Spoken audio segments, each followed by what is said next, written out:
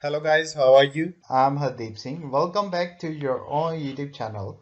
IELTS updates and recent exams. For more updates related to recent IELTS exam writing test topics, listening, reading, practice test, and speaking, you got guesswork. Please, guys, participate in everyday listening and reading practice test to achieve your desired band score in your actual IELTS exam. Please hit the like and subscribe button. Press the bell icon for the upcoming notifications. Don't forget like, subscribe and share my YouTube channel and my Facebook page, IELTS updates and recent exams. Part 1. A woman has just arrived at a shopping mall with her children. You will hear her talking to a man at the information desk. First, you have some time to look at questions 1 to 6.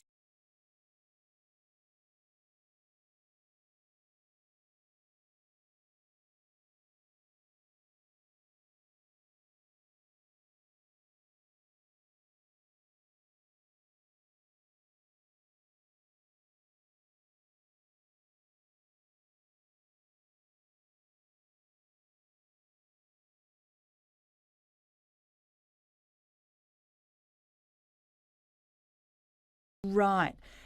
Now, I heard there's a children's play centre where you can leave your children while you do the shopping. That's right.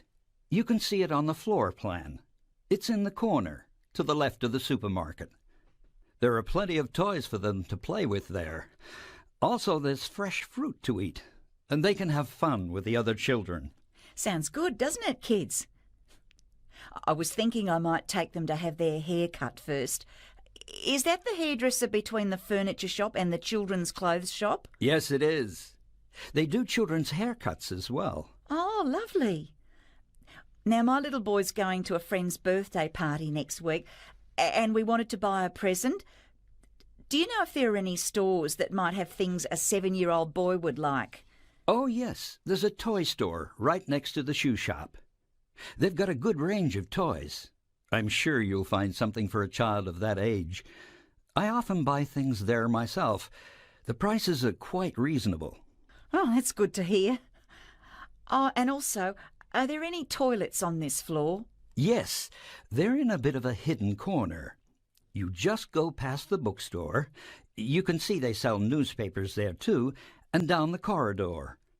Oh, yes, I see. I'd better take them there before we go to the hairdresser. What else do I need to do? Oh, yeah, I've got to buy some credit for my mobile phone. Can I do that at the phone kiosk over there near those benches? Yes, you can. You can also do it at the supermarket if you want. Right. Now, we've just come up from the car park, but we took the escalator. I might have a lot of things to carry later on, so I was wondering if there's an elevator. Yes, it's next to the computer store, near the top of the stairs. Oh, yes, I can see it now. Before you hear the rest of the conversation, you have some time to look at questions 7 to 10.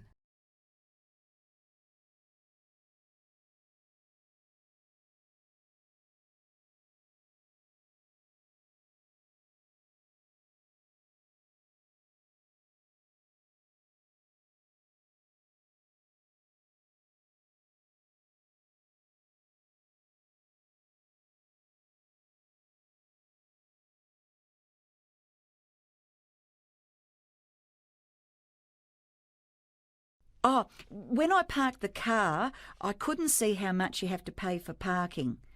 It's free for the first 2 hours, but after that it's $3 an hour.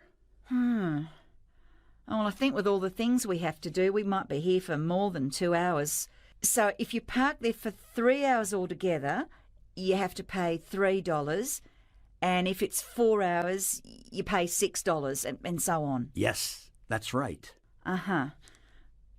How about the children's play centre? Is there any charge for leaving your children there? Oh no, that's a free service of the shopping mall. However, there's a policy that the children have to be at least 18 months old. Oh, my youngest is just 10 months old, but I'd rather keep her with me anyway. Also, we might need to get something to eat later. Is there any place to buy lunch? Oh yes, you can get all kinds of things at the food court, from snacks to fast food to healthy meals. There's a really good range. It's 2 floors up on level 5. It's best to take the elevator. Do you know if they have pizza? 'Cause both my kids really love pizza. Yes, they do. Oh, did you know you can watch a movie here, too? Yes, I've heard there's a cinema on the top floor. There might be something on that my kids would be interested in. Yeah, there are a couple of children's films on at the moment. Well, thank you very much. You've been a great help. My pleasure. That is the end of part 1. You now have half a minute to check your answers.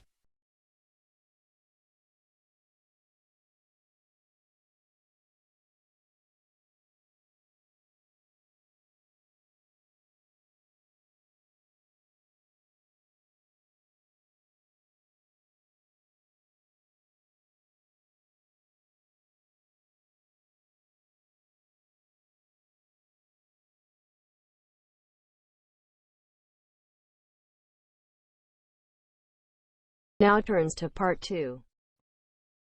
You will hear a talk by a representative of an agency that finds people to look after homes when their owners are away.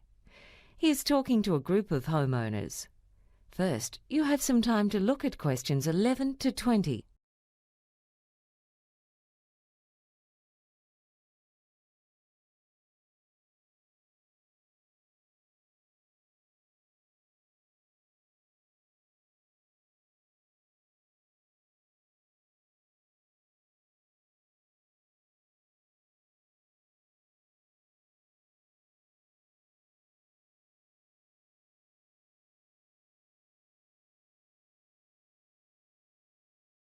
Good evening, ladies and gentlemen.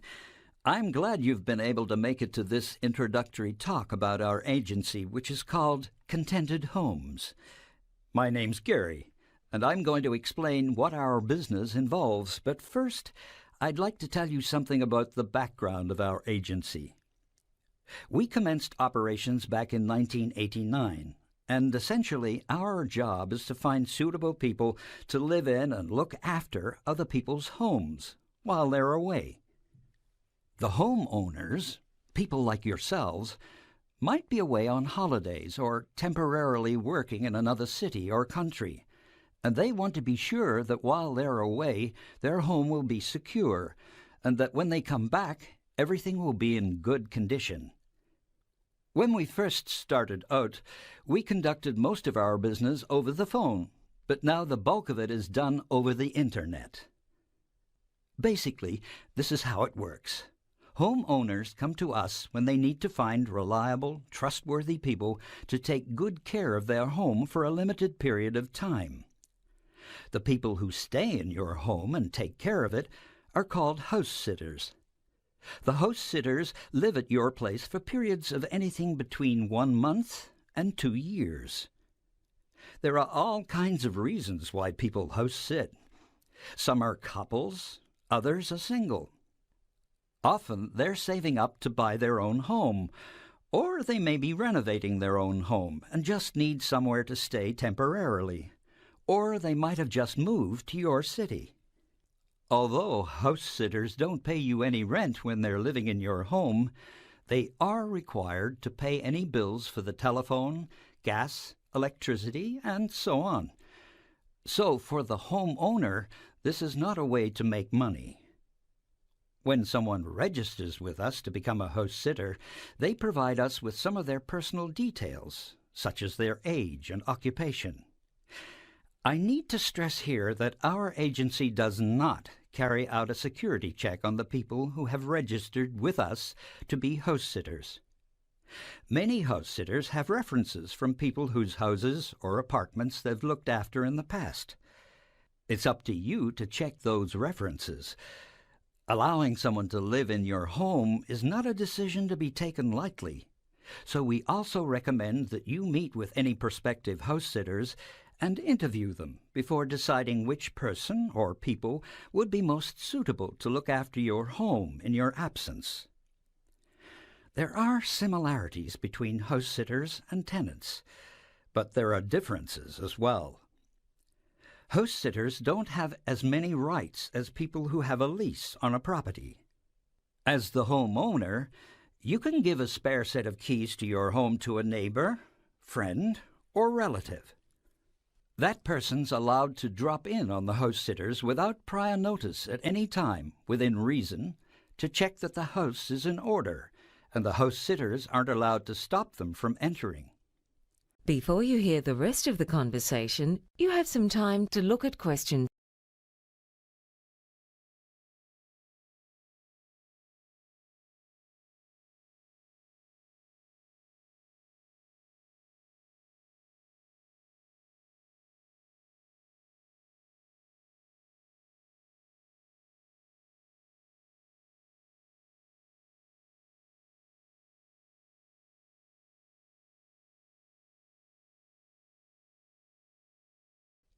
There are many good reasons to use the services of a house sitter.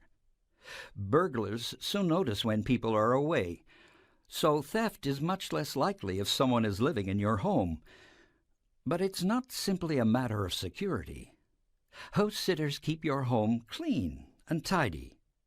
Some of them are even more house-proud than the actual owners. In addition, many people need a house sitter to look after pets and keep the garden in order. Now, I'd like to tell you about the fees we charge. First, you, the homeowners, don't have to pay us anything. When people who want to be house sitters come to us, they have to pay $375 to go into our directory. That's where we get the money to run our service. As I said, we don't check to see that the information supplied by them is correct. It would simply cost us far too much time and money to do that. When you've decided that you want to go ahead and have a house sitter look after your home, we definitely think it's a good idea for you to take out insurance for your home. You'll find that many insurance companies prefer the higher degree of security if someone's living in your home than if it's left empty. Anyway, I hope I've given you a clear idea of our service. And now, I'd be happy to take any questions. That is the end of part 2. You now have half a minute to check your answers.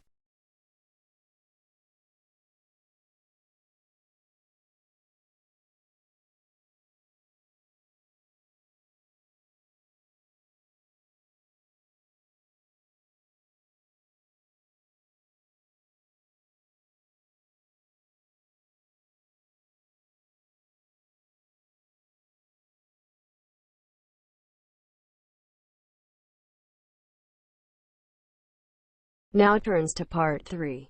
You will hear a discussion between two university students on a seminar they have just attended. First, you have some time to look at questions 21 to 25.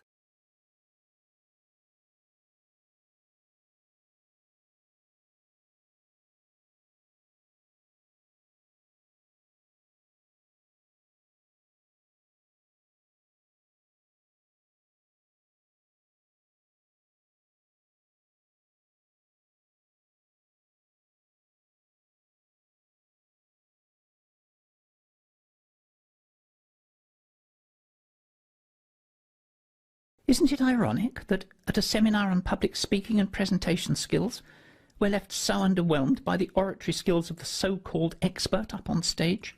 Maybe we should lower our expectations a bit, Mike. After all, everyone is susceptible to nerves, especially with an audience as critical as us. Well, you anyway. She's a professional. She's supposed to do this for a living, Alma.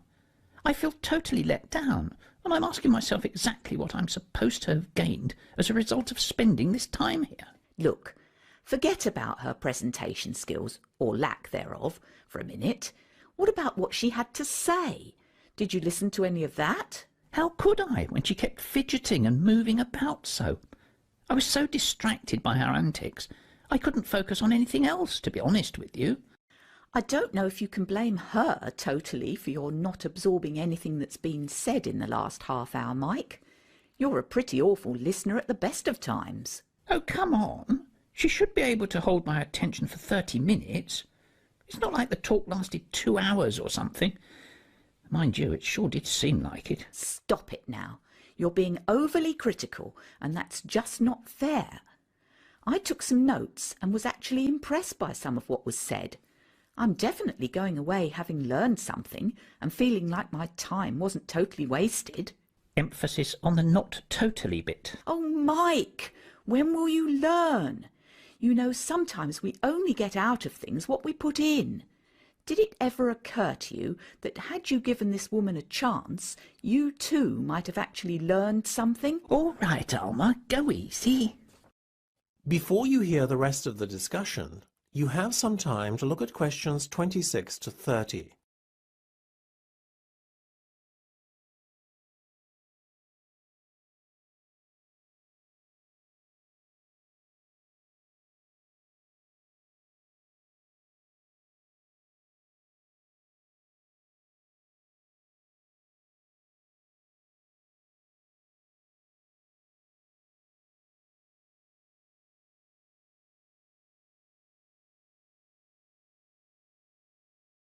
Well, look, we have to fill in this feedback form on her performance now, and I want you to be kind, okay? Yeah.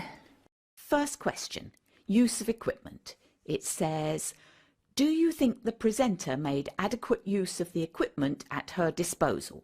What's a 1? 1 is basically terrible. 1 it is, then. Stop it, Mike!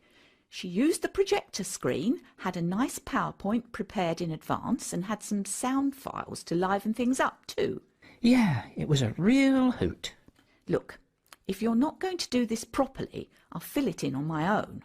OK, look, seriously, I guess I appreciated the prep work that went into the presentation. And she did make good use of the room's IT facilities, so it wasn't as bad as I first made out. But I'm not totally enamoured with her performance in that department either. Me neither, actually. That's a fair assessment at last, Mike. She made an effort, but I would have preferred it if she had used the interactive whiteboard, perhaps, as well as the projector. Her presentation might then have felt, well, more interactive, I guess. A decent effort, though. Agreed? Agreed. What about preparation? Well, I think we can both see that a lot of effort was put in that respect. Can't falter there, can you? Not at all. How about clarity of speech and effectiveness at getting the message across? Well, look, you thought she spoke very clearly and that a lot was learnt from the seminar. I, on the other hand, learned more from my 2-year-old nephew's utterances of nonsensical broken English. Mike! Let me finish. So perhaps the truth is somewhere in the middle. Agreed? I'll settle for that. Satisfactory then on both counts. Execution is the bit I want to get to, Alma. Oh, here we go. Was it really that bad? Oh, come on. You have to admit it was pretty boring. Half the theatre had emptied by the time she finished. I can't really argue with you there, Mike. Clearly she failed to engage her audience, which is a big black mark for her execution. For once, Mr. Critical gets his way. Mr. Critical has been very kind to her in his feedback so far, though, wouldn't you say? You're a real saint, Mike. Now, what about the... That is the end of part 3. You now have half a minute to check your answers.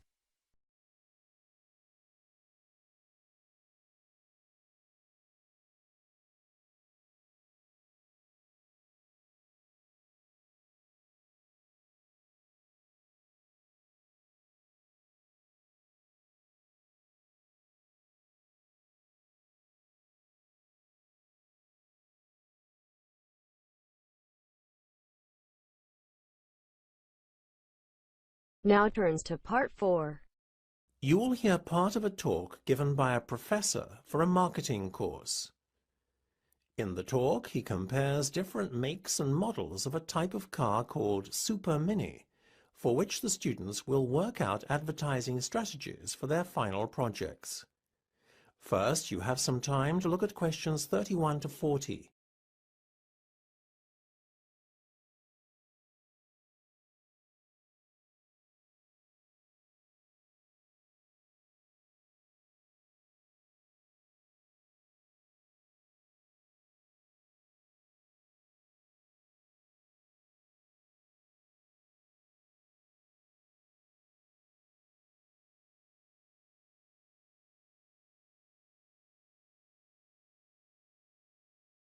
Now, Sales of Super Minis. And if you don't know, Super Minis are a particular class of small but luxurious car. Sales have taken off in the past few years, and there are a number of factors behind this trend. One of the primary reasons is the price of fuel. Super Minis are relatively economical, so customers are turning to them as a means to reduce the fuel bill. The second reason is also a financial one. Both tax and insurance are very reasonable where Super Minis are concerned. Then there is the fact that Super Minis don't lose their value as quickly as larger cars, not to mention the ease with which the narrow city streets can be navigated. These advantages are present across the board in all makes of Super Mini. These cars have undoubtedly become desirable, and with so many available in the market now, this creates a challenge for the developers of advertisement campaigns, which is exactly why I've chosen this sector for your final projects. As you know, you'll be working in teams, and each team will be allotted one of these brands by lottery, but we'll take care of that next week. In today's lecture, I'm going to give you an overview of the different brands. I'd suggest you keep notes, perhaps make yourselves a table, because you'll need the information as you develop your project, both for your brand and that of your, shall we say, competitors. So, let's move on to the brands and their differences. One of the most popular brands of Super Mini is the Ford Fiesta, loved for its affordability and for its competitively low running costs. The Fiesta's popularity also ensures that it holds its value on the second-hand car market too, though one major flaw we have identified in its design is the fact that the boot is extremely cramped. The Vauxhall Corsa is another fine example of a Super Mini. It is light to steer, offers great all-round visibility, is relatively easy and very economical to drive. But if you think all this sounds too good to be true, then unfortunately you're right. The advantages of this little runaround don't come cheap, and the Corsa is considered comparatively pricey when judged against the other options available. So you might want to think about particular buyers to whom you could market this. Now, France's contribution to the Super Mini market is the Renault Clio. Known for its exterior styling, the Clio is also extremely reliable and well equipped.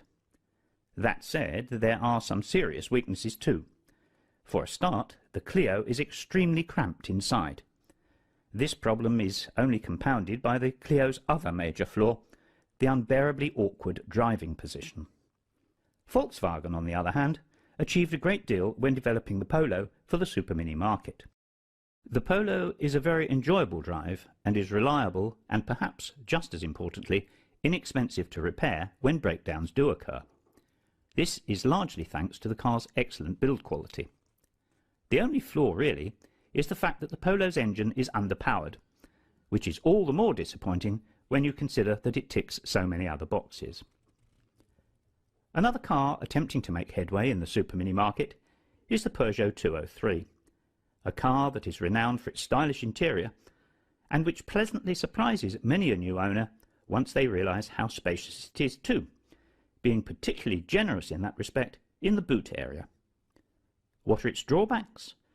Well, the driving position leaves a massive amount to be desired, not to mention the fact that the basic model has virtually no extras or special features.